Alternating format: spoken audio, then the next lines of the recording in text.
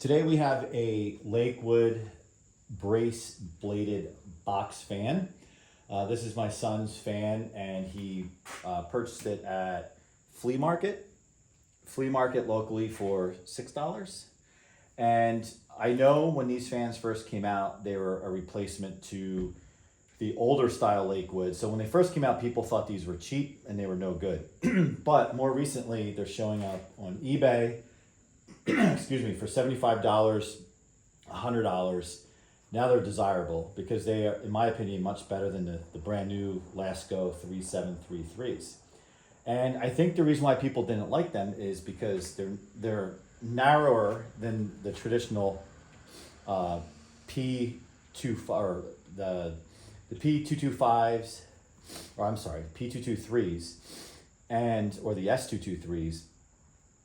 So therefore, people kind of discarded them. But now, as I said, they're desirable, and they're really the last box fan that Lakewood made before they went out of business or got acquired by Homes.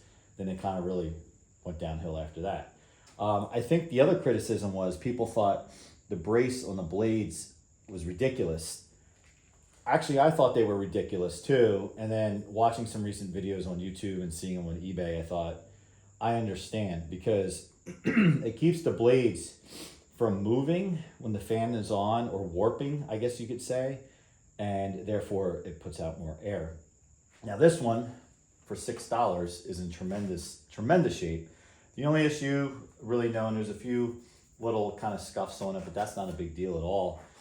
And there's really no yellowing, so it tells me that this really was not used in the window, as well as it was either kept clean or just really never even used.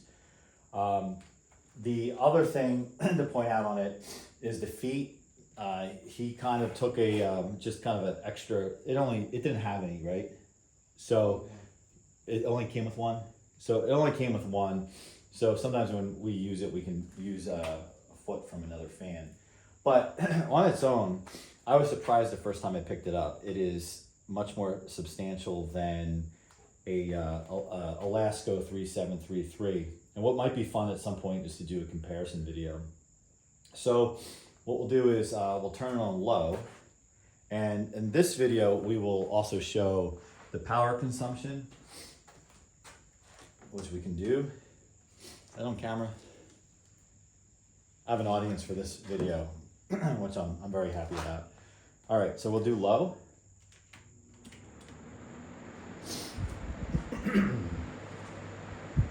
So this throws off quite a bit of air. And what's actually cool, for those who make fun of the brace blade, I think it looks cool when it's on. I get that ring that goes around. Pretty neat. So for power consumption, we have 120 volts, 0.65 amps, and then on power factor, it's really 0.999. So do medium.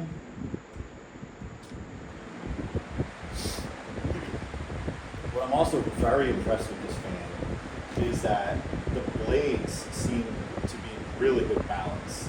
This thing is not moving. For those of you who follow the channel and see my Lasko 3733s, brand new, they're moving all over the place, and that's because the blades are horribly balanced. Lakewood did a really good job. So on medium, we have 121 volts, 0.85 amps, and 0.992 power factor. So high.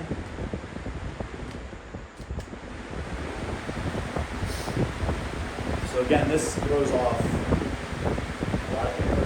It's moving the camera a little bit.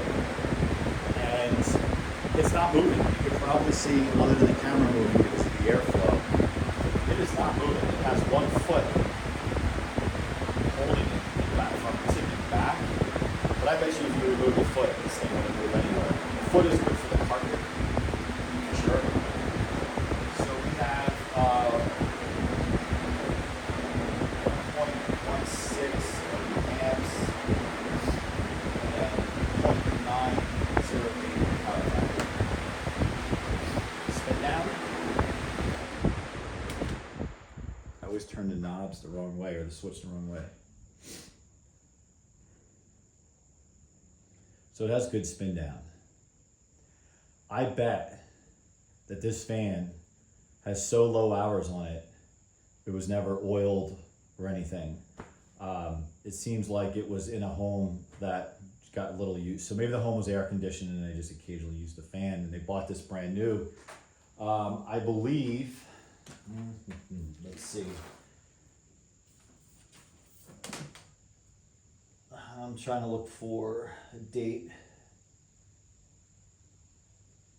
There's no date. 120 volts, Lakewood Engineering, Chicago, Illinois.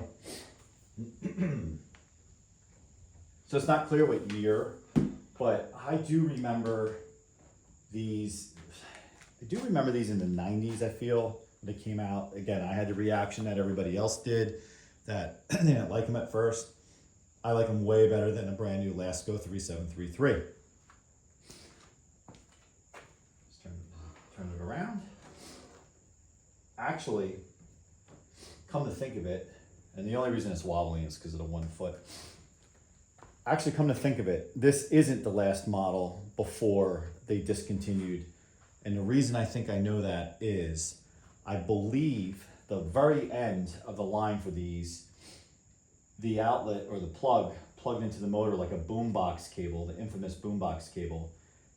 And I remember, I think that's the fan I remember seeing in the store and thinking what a joke that was. Like, why is the cord on the fan removable? Makes zero sense. Don't know why they did that. Maybe the only thing I can think of is sometimes if people are running a fan in a room or across like in a hallway, and you kick the cord, maybe it's so the cord gives way and you don't kick the fan down the hallway. So let's turn it on. We'll just do 1 speed so you can see the back of it.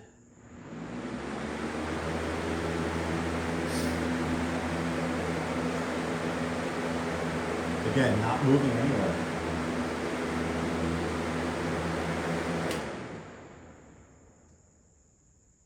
So the switch, it doesn't say high, medium, low, it just says 1, 2, 3, 3 being the fastest. And again, great spin down. So the handle does have, it just says in the handle, it says attached enclosed feet to bottom of fan. See enclosed assembly instructions. It's kind of funny that they basically tell you on the fan to read the manual. But I do like how it says Lakewood up there. That's pretty cool. It doesn't have the badge in the center or in the upper corner, but it just lets you know it's Lakewood. Pretty cool. So let me know your thoughts, comment, like, subscribe. What would be a couple fun videos with this fan is now with my son's fan here, we can now take pretty much a Lakewood from every generation and do one big comparison video, which would be really fun to do, and see how they've evolved or devolved or whatever you want to call it over the years. So before we sign off, we'll leave you with one last run.